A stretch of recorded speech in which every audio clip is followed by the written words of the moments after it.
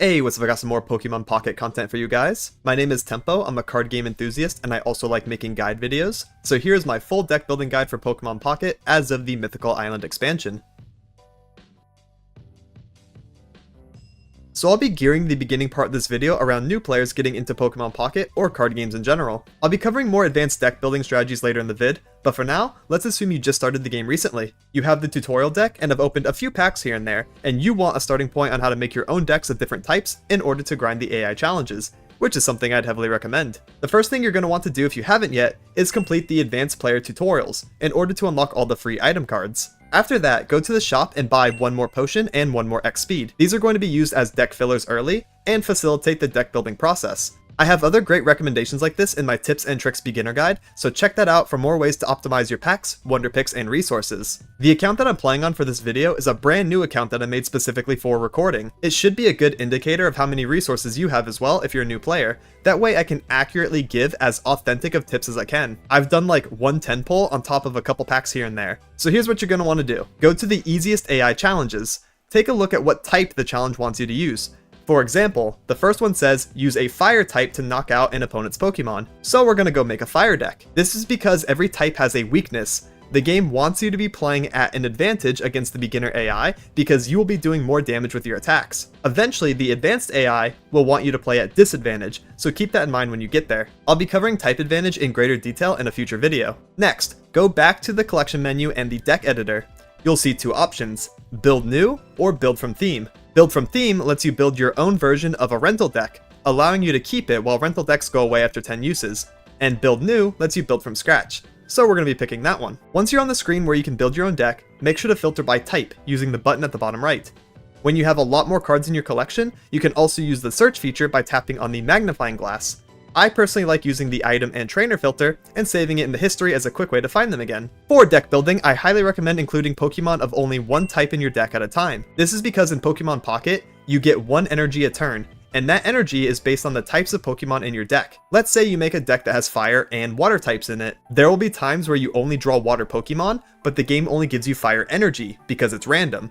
And that's really bad because then you won't be able to use some of your attacks. This will occur even if you include one Pokemon of a different type in your deck. It's a really weird system, and there's a way to manipulate it in the deck building menu, but I'm going to cover that later in the advanced deck building portion of the video. Moving on, this first deck we're going to make is fire, so I'm only going to include fire Pokemon and colorless Pokemon. Colorless Pokemon make good fillers because they can attack using energy of any type. So if you're in a rough spot with deck building, like you don't have a lot of Pokemon of that type, you're going to have to fill the empty slots with colorless. Farfetch would be my recommendation if you have just 2 empty slots, while Rattata and Raticate can help fill 4 spots of your deck and are easy to play. If you're opening Charizard packs and come across Kangaskhan, she's a great colorless too. Another thing to keep in mind is that we're going to be avoiding using the auto build feature. I'm convinced that auto build is troll both for new and intermediate players. It makes the worst decks known to man, and if you're watching this video, you probably want to build your own decks anyways.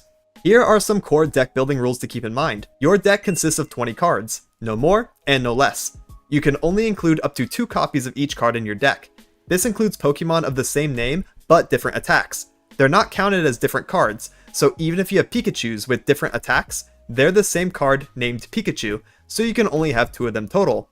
Whereas Pikachu EX is a differently named card, so you can have 2 Pikachus and 2 Pikachu EXs if you want. Okay, on to actual building now. We're going to start every single deck, regardless of type, with 2 Pokeball, 2 Professor Research, 2 Potion, and 2 X Speed. These are the generic draw and utility cards that can be used in every situation. What's nice is this solves 8 out of 20 card slots immediately. Now this next part may vary depending on which cards you have, but the general tip I'm going to give is use basic Pokemon or Pokemon with 1 evolution and 1 or 2 energy needed for attacks, if you can. This is going to increase the consistency of your deck, while lowering frustration that can occur when you don't open everything you need to make a 3 evolution Pokemon work. Remember, these tips are geared towards new players trying to get into deck building and primarily playing against the AI. There are plenty of 3 evolution Pokemon lines that are great in PvP. Aside from that, you can include something like Scentiscorch, but just know that games will take longer because you need more time to set him up. Sometimes the AI will not give you the breathing room to put 4 energy on your guy, so using 1 or 2 energy attacks will allow you to always be doing something, even if your draws aren't the best that game. Next, make sure you're not putting in evolutions that you don't have access to.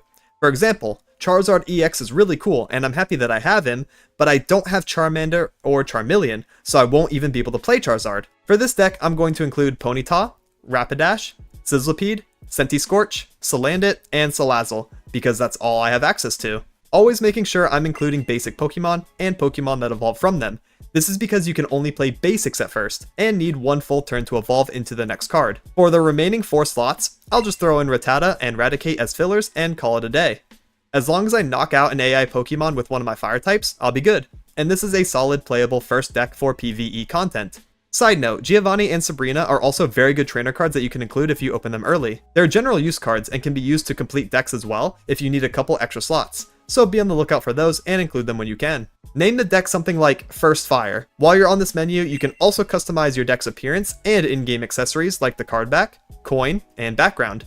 Do the AI challenge and then move on to the next one. By the end of the challenges, you'll now have a playable deck of each type. Admittedly, the playability will definitely depend on what you have in your collection, but what's cool is as you open packs, you can adjust these decks accordingly by removing the colorless filler cards and adding proper type evolutions, or completely scrap the beginner decks when you have enough Pokemon to make a meta deck of that type. It's just such a nice foundational way to build your deck collection and give you something of each type to battle your friends with too. It also helps you find your preferred playstyle or favorite type in the game if you're lost on what you want to play. So my method will allow you to try a little bit of everything, giving you a greater understanding of the game as a whole. Make sure to drop a sub and like if this video has helped you so far, and also share this guide with your friends so they can have a strong starting point when deck building. The last thing I want to quickly mention is if you're looking at a card you really want to play, but don't know how to find it or its evolution line, you can tap and hold the card in the deck building menu, scroll up to see what pack it's from, and its related cards as well. This will give you a direction on what pack to open to play who you want. Now we can talk about some more advanced deck building concepts. Let's assume you have plenty of cards at your disposal and you want to make your own powerful decks from scratch. I have a formula and some tips to get you cooking your very own 5-star meals. Starting with ratios. You should have a relatively good balance between Pokemon and trainer cards, around 10 of each. I tend to see meta decks having a ratio of 9 Pokemon and 11 trainer cards, sometimes at an 8 to 12 ratio too. This is primarily for consistency. The Pokemon are the focal point of the strategy, whereas trainer cards are utility to help you draw the Pokemon or help them shine. So if you have less Pokemon, you're drawing the specific pieces you need more often. Most constructed PvP decks run 4 to 6 basic Pokemon. This is because you always start with 1 at the beginning of the game, and Pokeballs only draw basics, which further increases the consistency of the deck. You should use no more than 2 evolutionary lines. For example, Blaine Aggro uses the Rapidash and the Ninetales line, plus a random basic Magmar, while strategies that include an EX usually use 1 evolution line and the EX itself, plus or minus a basic or 2. When deck building, pick a focal point of your deck and then build a combo around it. An example of a focal point would be a strong EX card, like Mewtwo, Pikachu, Charizard, and the recently added Celebi, or a strong 3rd evolution Pokemon like Alakazam. Bonus points if that Pokemon can be supported by a trainer card, like Golem being boosted by Brock. In fact, trainer cards can also be used as a direction for deck building, like Blaine. Then focus the rest of your deck around said focal point, making sure you have a clear direction. You can also check deck lists on meta websites or watch YouTube videos to get a better understanding of what strong decks look like, so you can compare and contrast with your own. I'll also be covering meta decks along with ones that I make myself, so feel free to drop a sub so you don't miss out on any of my uploads.